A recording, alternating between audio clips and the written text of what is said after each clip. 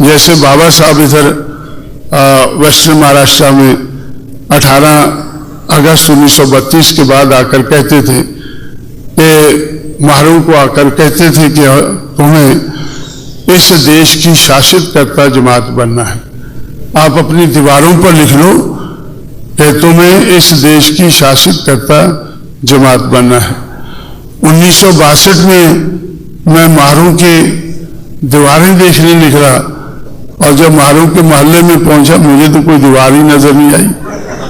वो तो झोंपड़ों में रहते थे ज्यादातर।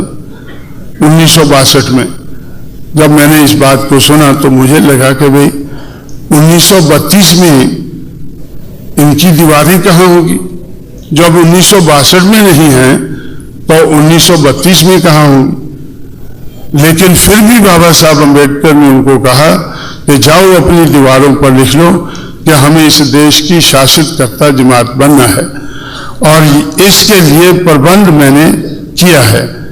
बराबरी के वोट का अधिकार मैं आपके लिए लाया हूं और 18 अगस्त 1932 को आपको बराबरी के वोट का अधिकार मिला है। इस वोट का सही इस्तेमाल करके आप लोग इस देश के शासक बन सकते हैं या अपने हितों की रक्षा करने वाली सरकार आप लोग बना सकते हैं।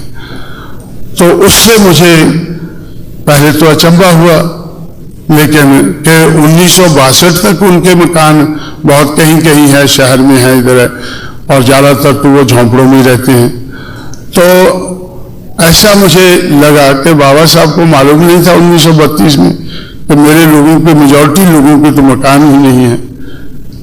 और 1962 में जब मैं पूना में अपने दफ्तर में जाता था शाम को, तो मुझे सड़कों पर चिल्लाते हुए बच्चे नजर आते थे, सुनाई पड़ते थे, आई भागड़ी, माँ रोटी कहते हुए।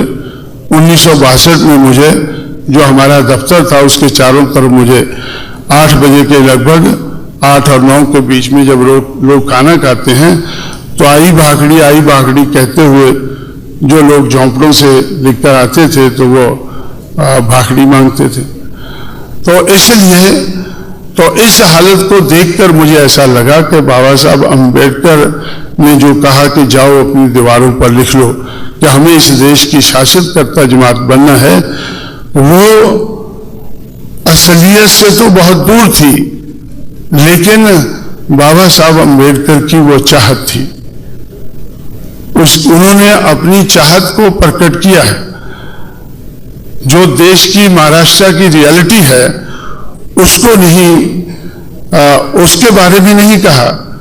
रियलिटी तो यह है कि उनकी दीवारें ही नहीं है मेजॉरिटी लोगों की, लेकिन वो चाहते थे कि जब इनको वोट का अधिकार मिल गया है तो ये बड़ी बात हो गई है, सबसे बड़ा अधिकार मिल गया है, तो इसका इस्तेमाल करके ये इस देश के हुक्मरान बन सकते हैं। अगर हुक्मरान नहीं तो अपने हितों की रक्षा करने वाली सरकार बना सकते हैं।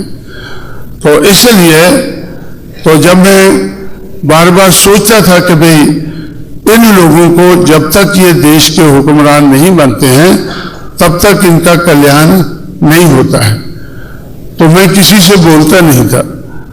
मेरे दिमाग में बात आती थी और दिमाग को ही परेशान करके मैं चुपके से बैठ जाता था। तो भाई बोलने लायक ये बात नहीं है।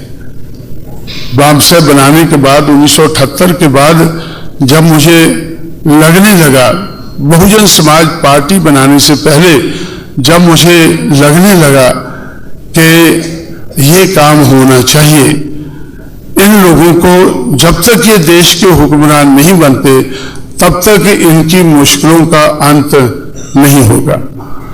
तो इसलिए तो उस दिशा में हमें ज्यादा बढ़ना चाहिए।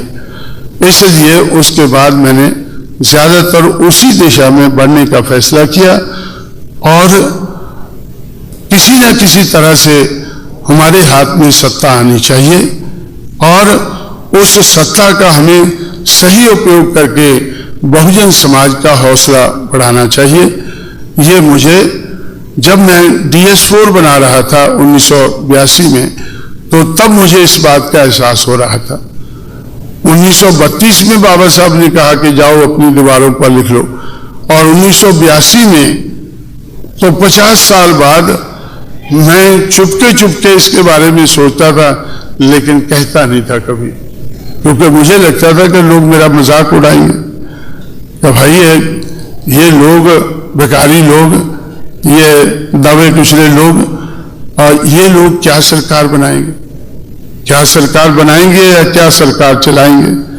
तो इस तरह से साथियों, तो उस वक्त तक मैं ऐसा दबी आवाज से बोलता था, लेकिन आज मैं बेशर्म होकर बड़ी बेशर्मी के साथ जोर जोर से बोलता हूँ, चिल्लाता हूँ, सबको मनुवादियों को डराता हूँ कि भाई अब 5 साल के अंदर अंदर हमें बहुजन समाज को इस देश का हुक्मरान समाज बनाना है, और मैं दावे से कह सकता हूं कि 5 साल के अंदर मैं ये बनाकर रहूंगा। तो इसलिए